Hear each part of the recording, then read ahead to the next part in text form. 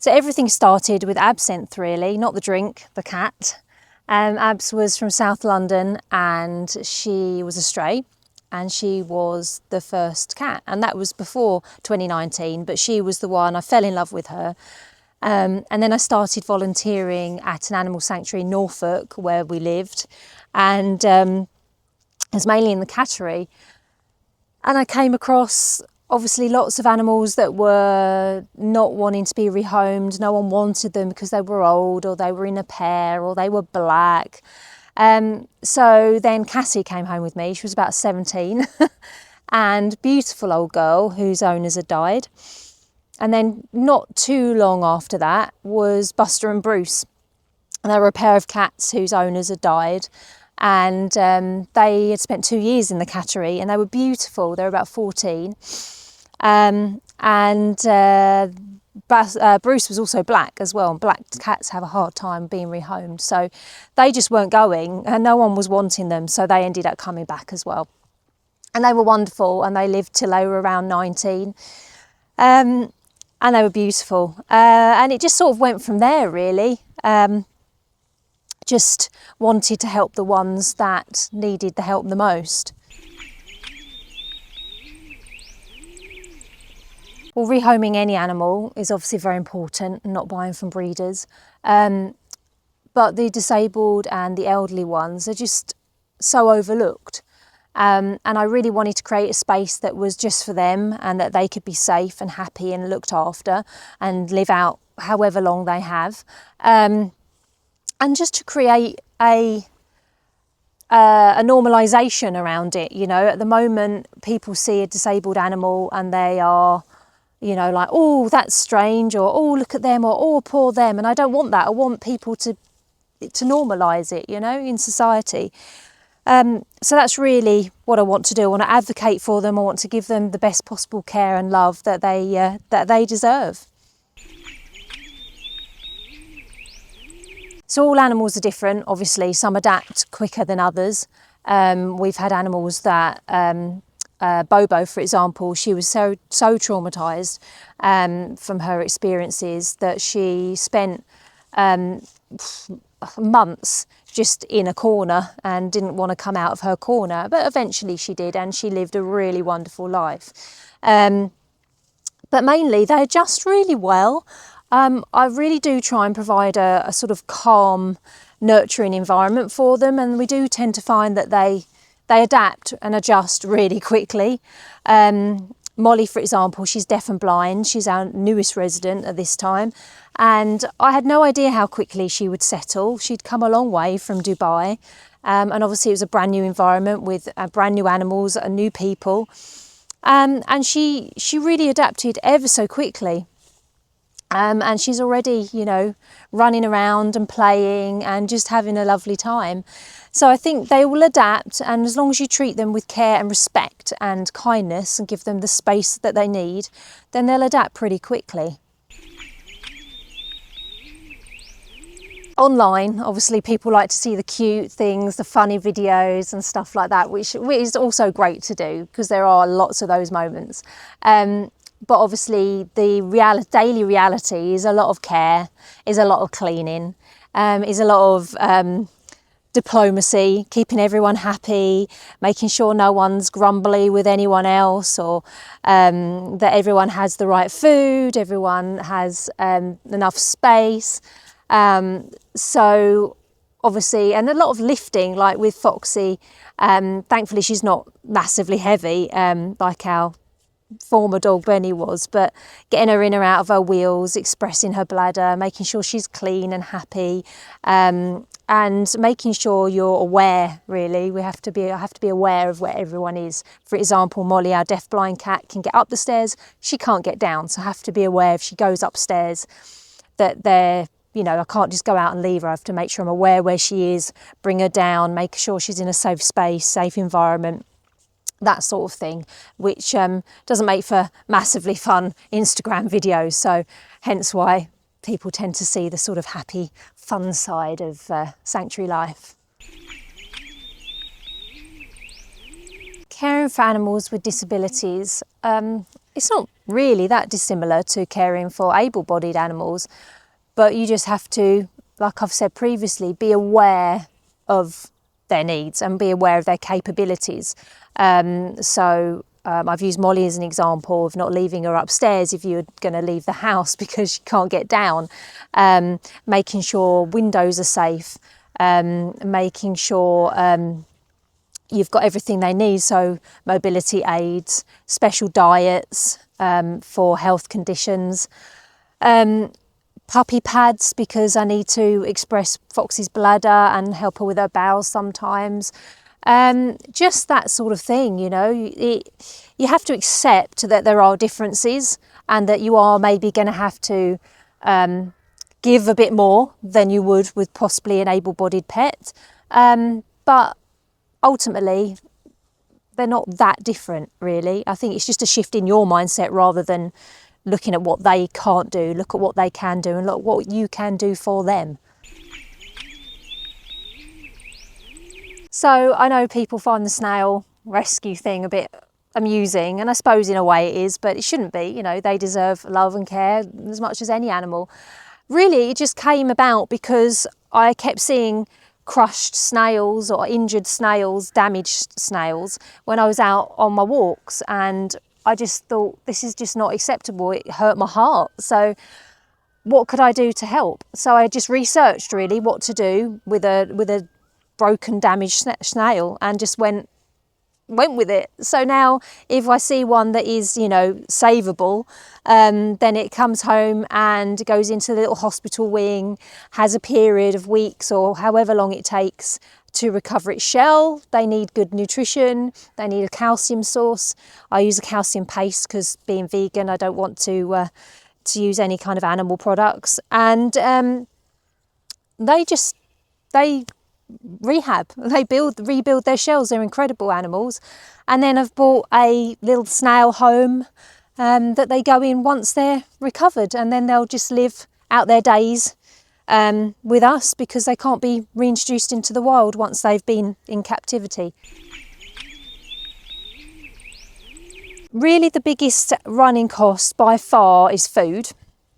Food is the biggest thing. I mean, Foxy's food alone costs around, I think it's about 70, 80 pounds every 6 weeks.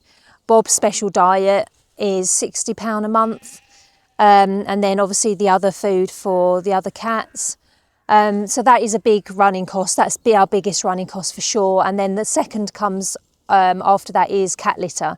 Because I have to order a big bag of it a week, comes to around 60 odd pounds, between 60 and 70 pound a month with cat litter alone. And then of course, when you've got the vet bills or medication on top, I'm lucky at the moment, touch wood, no one's on medication, no one's requiring vets. But when they do, it can be so expensive, come into hundreds a month, and obviously big things. Our absinthe had a brain tumour and that ran into absolute thousands. So that is a worry, and that's where our wonderful community comes in and really, really helps us out when these big bills come in, obviously because we're self-funded and there's only just so much we can do alone. Mobility aids, yeah, wheelchairs, we're lucky. We've managed to borrow a wheelchair for Foxy from a wonderful charity called Winston's Wheels. Her back wheels are wearing through, so we will need to replace those soon. But thankfully we can do that because it's all comes separate. Yeah, so it is quite expensive, but that is the nature of the beast when you have a lot of animals.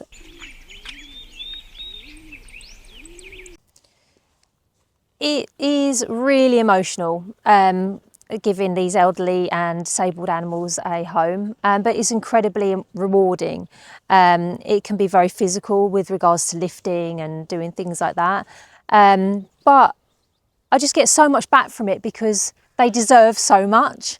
I can't really put it into words. It's just a feeling. I just get so much from them. I think you get a lot from any adopted animal, but when they really, really need you, I think it's it's just such a wonderful gift to be able to give them the joy of mobility, or even if it's an elderly animal that maybe is only with you for a few months, but you can give them the gift of that love and that space, and you can give them the gift of a really peaceful ending and a dignified burial or cremation, then I think that's really important too. And people shouldn't be scared of that, because death is part of life and it's horrible, but give an elderly animal that end to their life is really very, very important. My main aim at the Goode Life UK was never to hoard animals. It was always to give the animals the amount of space they need, the amount of enrichment they need, and the amount of care they need, and love, obviously. So at the moment, our property is very restrictive. We're in a terrace property with only a backyard, so that is really restrictive for us. Moving forward, we will obviously need a bigger space because we want to rescue more animals, and without having that space, we can't do that. For example, obviously having a yard is very restrictive with regards to rescue chickens. We used to have rescue chickens in our old property, and we want to be able to have rescue turkeys, possibly even goats, maybe donkeys, who knows. But we can't do that in our current property. We're very restricted in that way. We have plans to build a really lovely catio for the cats so that they can get access to the outdoor space. What with being disabled, they are very strictly indoor cats. So having this outdoor space for them will be life-changing for them also. It's hard to quantify until we have the space. But once we do have the space, then really the world is our oyster, and we can really expand the Goode Life UK and help more animals, and give the ones that we already have a even better life. So the plan moving forward is we are going all in on this. So we are going to sell a house, put every penny that we have into finding the right property, the right space for the animals. So at some point very soon in the near future, we're going to launch a big fundraiser, because although we obviously are going to sell our property and pretty much everything to get as much capital as possible, we're aware that it probably won't be enough. So that's where we're going to need your help. We'll need obviously donations, big and small. Shares, please share the hell out of it, because we're only one share away from finding someone who really could help. Maybe they have the perfect place for us, or maybe you are very wealthy and you can donate a big amount or match what we raise or something like that. So you're only one share away from that. So please share, comment so that it boosts the algorithm. So many things you can do. Maybe you could fundraise for us, maybe do a skydive, I don't know, something, anything, a run, a head shave, whatever it is that you're good, a sponsored silence, a sponsored walk, anything like that would be, amazing. To have this space, to be able to expand, means so much to myself and my family, but ultimately it's going to mean so much to the animals. I mean, I can't even explain how much it would mean, to be able to help more of these defenceless, beautiful, abused animals have a happy, healthy, fun life in the countryside with the space. I mean, even just Foxy alone, our dog, to be able to run and to have a friend, have another little disabled doggy friend to run around with, will be absolutely amazing. So please, when we launch our fundraiser, please share, donate, please get creative. And if you want to help right now, you can donate via the links on our Instagram or all our socials, on our website, via PayPal, or contact me for bank details. I'll happily share those with you. And just make it big. And if you are in contact with anyone in the press, that would be amazing. Contact them, get them to contact me. Let's do a story. Let's tell the world about our plans and the disabled animals, and let's advocate for them, and let's make this the Goode Life UK's biggest year coming up. For anyone looking to adopt a senior or disabled animal, I'd say do it. I'd say learn as much as you can about the specific disability that the animal has. Reach out to people like us who may have had experience with that disability. There are so many charities out there. There are so many people out there with huge knowledge bases. There is obviously so much online. Learn as much as you can, take in as much information. And just really just go for it, because they're not really any different to an able-bodied animal or a young animal. They are just the same. We're all the same. And just get out there and help, because they will love you for it.